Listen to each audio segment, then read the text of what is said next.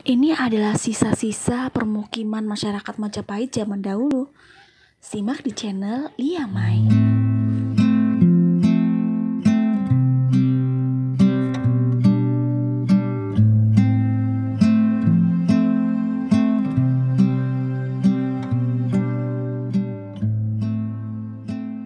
Assalamualaikum warahmatullahi wabarakatuh. Selamat datang kembali di channel Lia Mai.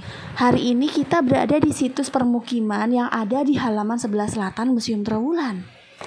Jika teman-teman ingin mengetahui apa saja yang terdapat dalam Museum Trowulan, teman-teman bisa melihat video-video Lia Mai yang sudah diupload. Judulnya adalah Museum Trowulan Part 1, 2, dan 3. Nah teman-teman, dari sini udah bisa kita lihat atap berwarna putih untuk melindungi pengunjung dari panas dan hujan. Di sana juga ditemukan tangga agar pengunjung bisa melihat situs permukiman kuno itu dari atas.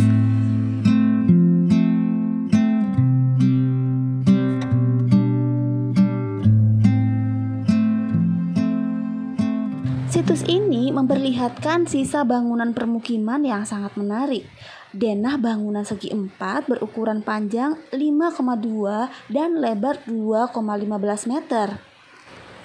Kapasitas ruang ini relatif sempit bila dijadikan tempat tinggal.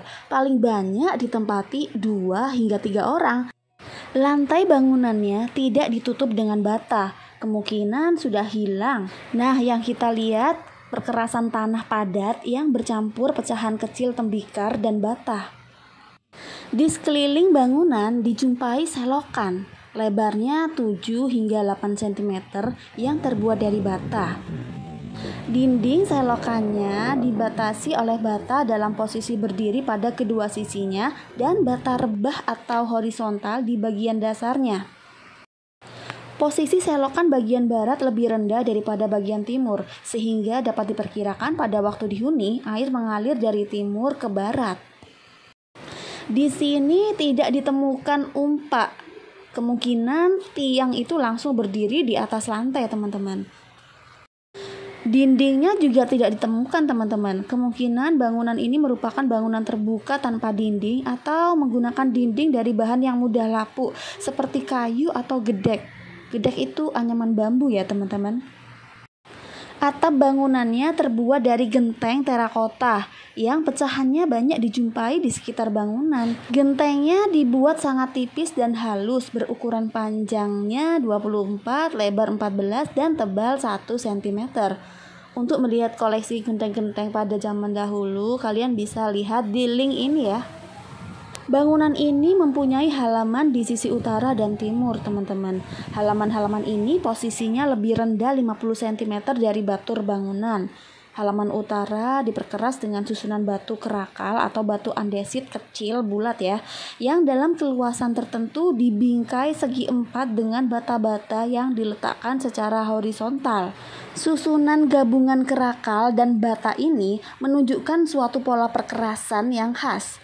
Pola halaman semacam ini dijumpai pula pada penggalian di situs Trowulan lainnya. Perkerasan semacam ini menjadikan kenyamanan bagi penghuni rumah karena halaman tidak becek di musim hujan dan tidak berdebu pada musim kemarau.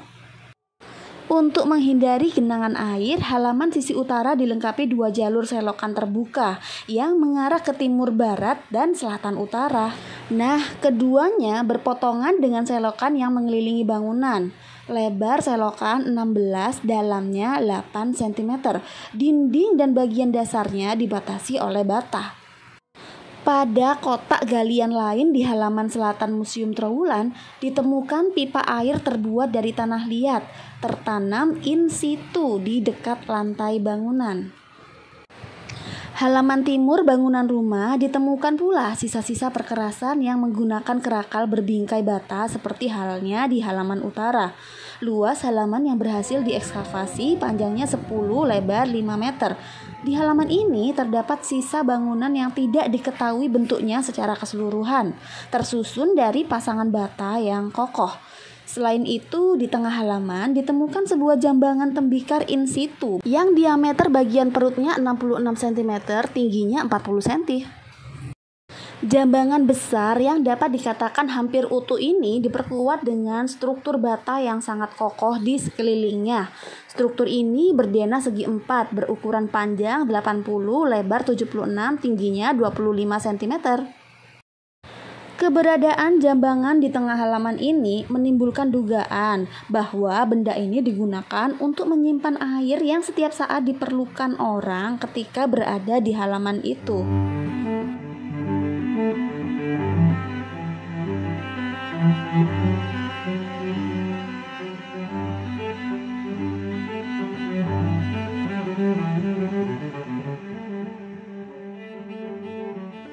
Baiklah teman-teman, ini saja mengenai situs permukiman yang ada di situs Trowulan ya. Semoga ada manfaatnya dan jangan lupa untuk dukung channel Yamai dengan cara like, comment, dan subscribe. Terima kasih ya sudah menyimak sampai akhir.